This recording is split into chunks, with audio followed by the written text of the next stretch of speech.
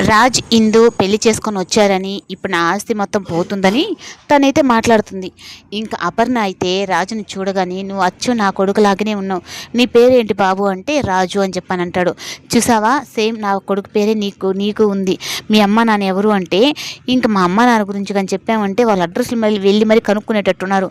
అందుకేనా నేను ముందర ఇంటికి వచ్చినప్పుడు ఆ రేఖ పిన్ని నన్ను రాజ్ అని చెప్పని పిలిచింది అన్నట్టుగా చెప్తాడు. అప్పుడు ఇంకా ఇందు అయితే వాళ్ళ నాన్న పేరు చలపతి అని చెప్పని పేరు చెప్తుంది.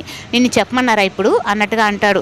ఇంకా రేఖ అయితే ఇందు విషయంలో ఏదో ఒక నిర్ణయం తీసుకోవాలి, ఈ పెళ్ళిని నేను యాక్సెప్ట్ చేయను అని చెప్పానని ఇంకా అనేటప్పటికీ ఇందు అయితే ఇంక మళ్ళీ ఏం తెలియనట్టుగా అయ్యో ఆంటీ మీరు ఏం చెప్తే అది నేను చేస్తానని చెప్పి అన్నాను కదా అంటే సరే ఏం చెప్పినా నువ్వు చేస్తావా, సరే విడాకులకి సిద్ధంగా విడాకులు ఇచ్చేస్తావా రాజుకి అని చెప్పానంటే ఇంకా ఆడ ఆలోచిస్తుంది. రాజుకైతే విడాకులు ఇవ్వలేను ఆంటీ అంటే ఏమంటే నేను ప్రెగ్నెంట్గా ఉన్నాను అందుకే నేను ఇవ్వలేను అని చెప్పి నన్ను అనేటప్పటికీ ఇంకా మళ్ళీ రేఖకైతే షాక్ అనమాట.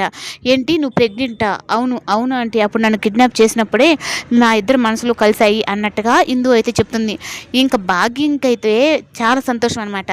అమ్మయ్య ఇప్పుడు విడాకులు ఇచ్చేసి మళ్ళీ తన కొడుకు ఇచ్చి చేసుకోవాలని చెప్పి అనుకున్న దానికి రేఖకి మళ్ళీ ఇంకా ఇందుకు కరెక్ట్గానే సమాధానం చెప్పింది అన్నట్టుగా.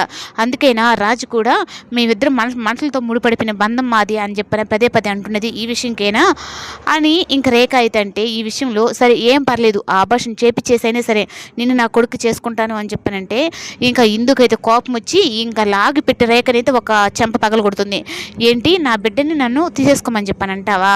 నువ్వు అసలు మనిషివేనా? నువ్వు ఒక బిడ్డకు తల్లివే కదా, నా బిడ్డను నన్ను చంపుకోమని చెప్పనని ఇంత సలహాలు ఇస్తావా అని చెప్పని అసలు ఏం చేసుకుంటావో చేసుకోపో, నేనైతే సంతకం పెట్టను. ఇప్పుడు ఈ ఆస్తి అంతా మొత్తం నాది, నేను ఉంటే నేను చెప్తేనే ఇంట్లో ఉండాలి, నేను గెంటేసానంటే వెళ్ళిపోవాలి అన్నట్టుగా ఇంకా రేఖ మీదకైతే ఇందు రివర్స్ అవుతుంది. ఇదంతా చూసి అయితే రాజు షాక్లో.